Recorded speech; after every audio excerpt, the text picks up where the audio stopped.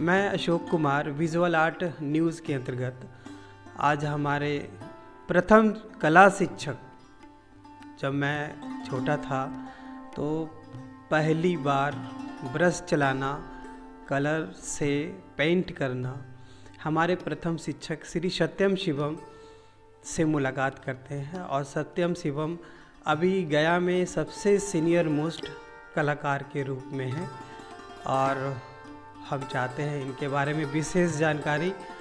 हमको तो पता है, लेकिन आप सभी को भी जानकारी के लिए ये चीज़ ज़रूरी है कि आप सभी को भी पता चले, क्योंकि कई कलाकार अभी जो नवयुवक हैं या और भी जो कलाकार हैं वो नहीं जानते। और आई थिंक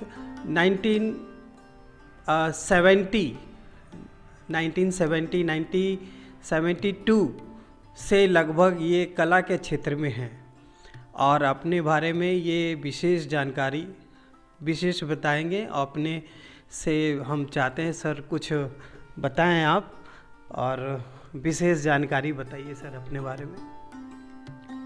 मैं 1970 में मैट्रिक पास किया हूँ। 1970 में मैट्रिक पास किया हूँ और उसके बाद 1972 में मैंने आर्ट कॉलेज में एडमिशन लिया था, पटना आर्ट कॉलेज में। उस समय ऐसा नहीं था कि इंटर के बाद नहीं था, मैट्रिक के बाद ही? मैट्रिक के बाद था। मैट्रिक के बाद ही वहाँ एडमिशन होता था। तो 1972 में वहाँ मैंने एडमिशन लिया और 1972 से लेकर के 1975 तक थर्ड ईयर का में थे हम। थर्ड ईयर मेरा कंप्लीट हो गया था और उसके बाद 1975 में बहुत ज़बरदस्त बाढ़ आ गई थी पटना में। आप पटना आर्ट कॉलेज से किए थे सर? हाँ, पटना आर्ट कॉलेज से। अच्छा। पटना आर्ट कॉलेज से तो बाढ़ आ गई थी। तो बाढ़ के कारण जो है हम लोग के हॉस्टल में 11 फीट पानी था। अरे बाबू, 1972 में? 1972 में। तो 1975 में 75 में बहुत पहले की बात है ये। उसके बाद हम लोग चले आए घर, और घर चले आए। उसके बाद फिर जब गए तो फिर हम लोगों का ये यूनिवर्सिटी में, कॉलेज को यूनिवर्सिटी में देने के लिए लोगों में एजिटेशन शुरू हो गया। तो इसके कारण क्या हुआ कि जो सब पहले ये हमारा कॉलेज जो था गवर्नमेंट कॉलेज था, government college of art and craft Patna. उसके बाद गवर्नमेंट ने अपने यहाँ से रिलीज़ कर दिया कि पटना यूनिवर्सिटी में चला जाएगा। पटना यूनिवर्सिटी में उसे एक्सेप्ट नहीं किया। नतीजा हुआ कि 5 साल तक ये कॉलेज हवा में रहा, ना ये इधर गवर्नमेंट में था और ना यूनिवर्सिटी में। तो कोई एग्जामिनेशन कंडक्ट नहीं हुआ। फिर उसके बाद 1980 में यूनिवर्सिटी ने इसको ले लिया और तब से फिर शुरू हुआ। तो 1980 से लेकर 1982 तक हमने 4th ईयर और 5th ईयर का कोर्स किया और 1982 में फाइनल ईयर का एग्ज़ाम, 5th ईयर का एग्ज़ाम हम लोग दिए, निकले वहाँ से।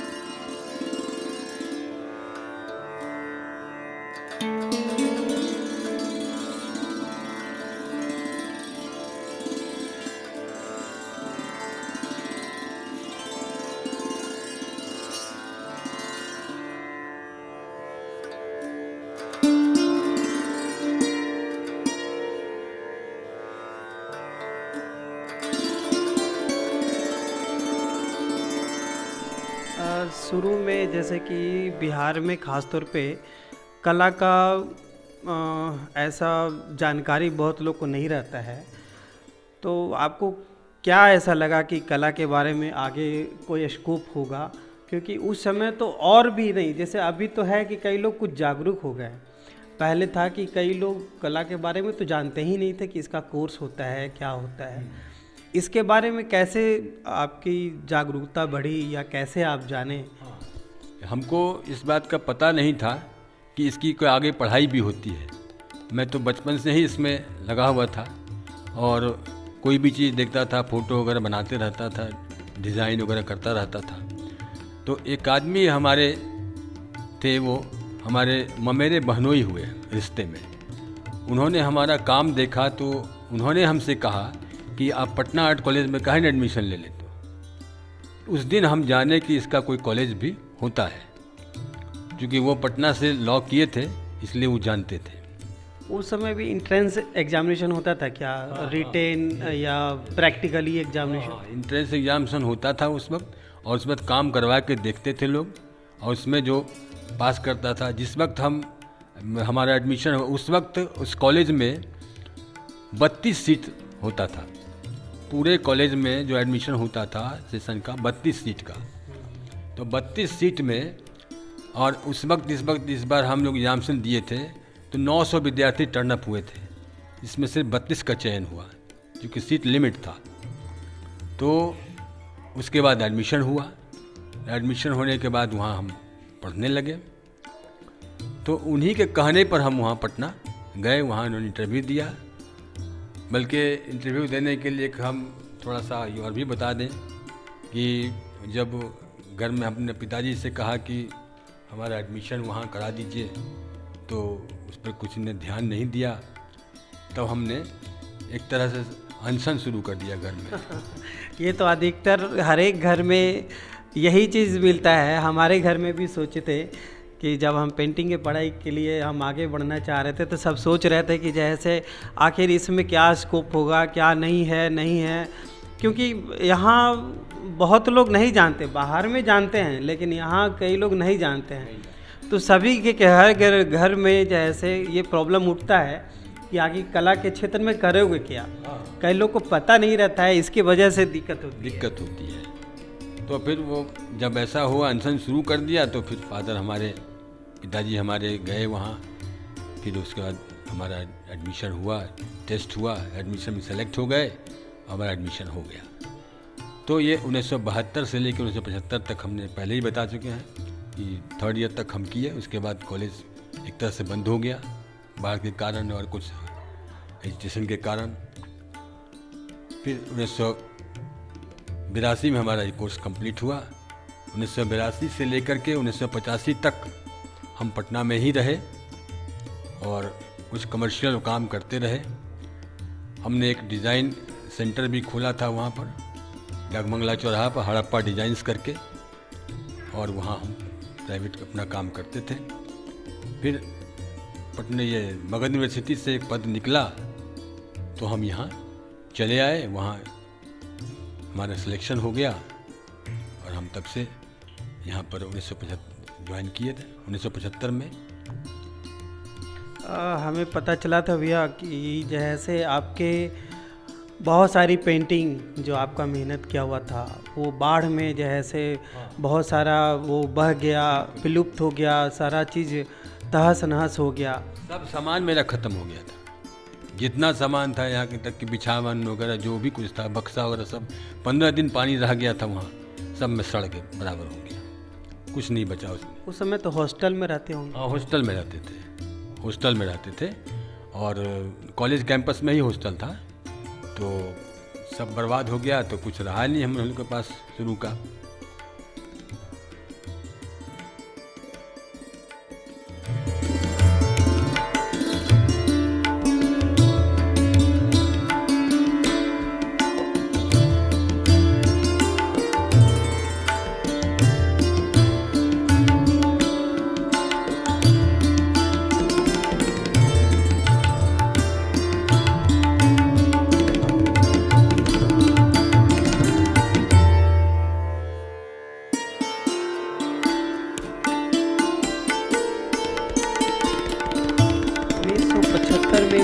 बहाली निकली थी मगध यूनिवर्सिटी से, जिसमें आप अभी वर्तमान में वहाँ पे हैं, वो कौन सा पोस्ट है और कौन सा डिपार्टमेंट में? वो तो आर्टिस्ट कम फोटोग्राफर का पद था, और वो स्नातकोत्तर जंतु विज्ञान विभाग में मगध यूनिवर्सिटी कैंपस में ही है, वो वहीं से निकला था। और वहाँ पर 3 ही पद स्वीकृत थे, एक जंतु विज्ञान विभाग में, दूसरा वनस्पति विज्ञान में, और एक फिजिक्स में, भौतिकी में। लेकिन बॉटनी में आर्टिस्ट थे और जूलॉजी में आर्टिस्ट हम हुए, लेकिन फिजिक्स में कभी आर्टिस्ट आए नहीं। आपके उस समय समकक्ष कई कलाकार लोग थे गया में, तो कुछ ऐसे कलाकार के बारे में बताएं, हम लोग तो नहीं जानते उतना, फिर भी उस समय आपके समकक्ष गया में कई कलाकार होंगे, तो कुछ अपने जो सहपाठी या कुछ और लोग हैं, ज़रा उनके बारे में विचार थोड़ा सा बताएं, वो कैसे थे, क्या थे, कौन थे, क्योंकि हम लोग को भी जानकारी थोड़ा सा चाहिए गया में, क्योंकि हम लोग हैं तो थोड़ा जानकारी रखना एक अति आवश्यक होता है। गया में उस वक्त वही शिवानंद सिंह थे जो आर्टिस्ट के रूप में थे, बॉटनी डिपार्टमेंट में थे वहाँ पर, और इसके अलावा चित्रकला के विभाग में कोई कलाकार नहीं थे यहाँ पर। एक नाम सुने थे पीके सरकार का, जो कि सेंट्रल यूनिवर्सिटी में थे, तो उनसे सेंट्रल स्कूल में नहीं, उनसे हमारी कभी भेंट नहीं हुई है। उनसे कभी भेंट नहीं, क्योंकि जब हम आए थे तो लगता है कि उस वक्त वो छोड़ के जा चुके थे यहाँ से, कहीं दूसरी जगह ट्रांसफ़र हो गया या कुछ। पटना आर्ट कॉलेज में आपका विषय मूलतः कौन सा चीज़ रहा? हालांकि हम सुने हैं कि वहाँ मूर्तिकला, चित्रकला और कॉमर्शियल आर्ट भी है, और फोटोग्राफी भी, अप्लाइड आर्ट जिसको बोलते हैं। तो मेरा अप्लाइड आर्ट था। अच्छा, कॉमर्शियल आर्ट के थे आप? मेरा कमर्शियल आर्ट था। उसमें फोटोग्राफी भी पूरा सारी चीज़ बताएं। फोटोग्राफी की पढ़ाई होती थी, की भी पढ़ाई होती थी, एक पेपर वो भी था उसमें, और 3rd ईयर तक जो है वो सारी चीज़ की शिक्षा मिलती थी वहाँ पर। 3rd ईयर तक जनरल कोर्स था, और 3rd ईयर के बाद जो 2 साल था वो स्पेशलाइजेशन कोर्स था। अब उसमें जैसे फाइन आर्ट हो, अप्लाइड आर्ट हो, स्कल्पचर हो, जो भी हो। थोड़ा विषय वस्तु थोड़ा बताइए, थोड़ा हम लोग को भी जागरूक कीजिए कि या आपका विषय मुख्यतः अभी क्या क्या रहा, पेंटिंग, ऑयल पेंटिंग या वाटर पेंटिंग, क्या आपका, और किस तरह उसको करना चाहिए? शुरू में तो जनरल बताया जाता है, हर चीज़ की शिक्षा दी जाती है। बाद में स्पेशलाइजेशन कोर्स जब होता है तो उसमें अलग अलग हो जाता है। अब जिसको जिसमें जाना है, कोई कमर्शियल आर्ट में जो जिसको बोलते हैं अप्लाइड आर्ट, वो कमर्शियल, उसमें होता है बुक जैकेट डिज़ाइन होता है, टेक्सटाइल डिज़ाइन होता है, लैंडस्केप होता है, और सब्जेक्ट सब में होता है। कंपोजिशन वहाँ भी है और फाइन आर्ट में भी है। तो वहाँ है कि वो वाइल पेंटिंग में काम होता है, और इसमें जो काम होता है वो वाटर कलर में और पोस्टर कलर में, इस तरह से काम होता है। मॉडर्न आर्ट के बारे में आपका क्या विचार है? मॉडर्न आर्ट के मतलब है कि जैसे आज आधुनिक कला, सीधे से सीधे शब्दों में आधुनिक कला, उसी को मॉडर्न आर्ट बोलते हैं। और हर ज़माने में मॉडर्न आर्ट हुआ करता था, हर समय में। उस समकालीन जिस काल में काम हो रहा है वो उस काल का मॉडर्न आर्ट है। और कुछ जो पुरातन डिज़ाइन को लेके चल रहे हैं, पुरातन कला को लेके चल रहे हैं, वो फाइन आर्ट पेंटिंग तो हो गया। और मॉडर्न आर्ट का मतलब सीधे सीधे है एक आधुनिक कला। तो हम वर्तमान में जो काम कर रहे हैं वो आधुनिक कला है, और उसी में कुछ विचार बदलता गया लोगों का, तो कुछ काम एक्सपेरिमेंट होते गए, तो उसके हिसाब से वो काम होता गया। मॉडर्न आर्ट है। आप पोर्ट्रेट हम देखे हैं कि पोर्ट्रेट कुछ ज़्यादा बनाते हैं, ऐसा क्या खास बात है कि पोर्ट्रेट आपको ज़्यादा अच्छा लगता है? ये फाइन आर्ट पेंटिंग का चीज़ है पोर्ट्रेट, लेकिन हमको पोर्ट्रेट से शुरू से लगाव रहा है और अप्लाइड आर्ट में होने के बाद भी जिसमें कि डिज़ाइन और वगैरह का काम ज़्यादा होता है, लेकिन हम फिर भी पोर्ट्रेट बनाते रहे। इसलिए हमको ऐसा नहीं लगा कि हम फाइन आर्ट के स्टूडेंट ने, भले हमारे पास डिग्री अप्लाइड आर्ट की हो, लेकिन हमको काम करने में न फाइन आर्ट और ये सबको मिला के हम सब काम करते हैं। यहाँ तक कि हम मूर्ति कला में भी उतना ही काम करते हैं, लेकिन जो एक्सपर्ट है मूर्ति कला के वहाँ तक तो हम नहीं कर सकते, लेकिन मूर्ति कला का भी काम हम करते हैं। मैंने ऐसा कहा जाए कि हम अपने आप को ऑलराउंडर तो नहीं बोल सकते हैं, लेकिन सब तरह का काम हम करते हैं। अच्छा सर जी, हम चाहते हैं कि कुछ नए नवयुवक जो कला के क्षेत्र में हैं, कुछ आपके तरफ से कुछ ऐसा संदेश या इसके बारे में स्कोप, और कुछ लोग हैं कि चाहते हैं कि तुरंत भर में जैसे हम आगे सीढ़ी पे बढ़ जाए, तो कुछ संदेश अपना या कुछ आशीर्वाद के रूप में कुछ ऐसा बताएं कि वो अगर कला के क्षेत्र में हैं तो कला के क्षेत्र में कैसे सफल हों। सबसे पहली बात तो है कि व्यक्ति को यह जान लेना चाहिए, चाहे वो बच्चे हों चाहे बड़े हों, कोई भी, उनको यह जान लेना चाहिए कि यह एक साधना है। यह साधना एक दिन की चीज़ नहीं है, वो निरंतर करने की, निरंतर अभ्यास करने से साधना साधती है। हम उसको साधना साध ले। साधक क्या, कौन होता है जो साधना को साध ले? अगर वो काम करता है और निरंतर अभ्यास करता है, कभी बंद नहीं होता है, वो साधक है। इसलिए जो काम हम करते हैं उसमें निरंतर अभ्यास की आवश्यकता पड़ती है, और ऐसा नहीं है कि हम एक दिन में कुछ सीख जाएंगे, 2 दिन में सीख जाएंगे। ये तो जब तक हैं आप अपनी साधना में बने रहिए, आपको कुछ न कुछ मिलता ही रहेगा। साधना छोड़ दीजिएगा तो आपका विकास रुक जाएगा। हमारे सत्यम शिवम सर के बारे में बताते हैं कि शुरू में जब हम आते थे सीखने के लिए, तो जो छोटा सा काम देते थे वो उसको बहुत अच्छे से सेट के माध्यम से जब ये बनाते थे तो इनको नहीं लगता था कि समय कितना लगेगा, और ये बताने में इतना निपुण हो जाते थे कि वो बना रहे हैं मतलब बहुत अच्छे से। मेरा तो इनका आशीर्वाद है मेरे ऊपर कि इनकी दया दृष्टि से मैं मेहनत कर करके, थोड़ा सा मेहनत कर करके वो BHU में मेरा एडमिशन हुआ, और इन्हीं की कृपा से मैं आजकल जो हूँ सो इन्हीं की कृपा से हूँ। और बहुत ही अथक प्रयास से भी हम भी किए हैं, तो हम जानते हैं, और इनका मेहनत भी हम देखे हैं।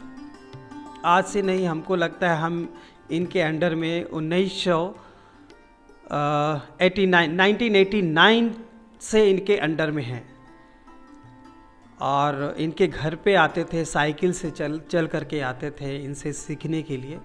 उस समय फ़ोन उनका व्यवस्था उतना नहीं था, फिर भी आते थे।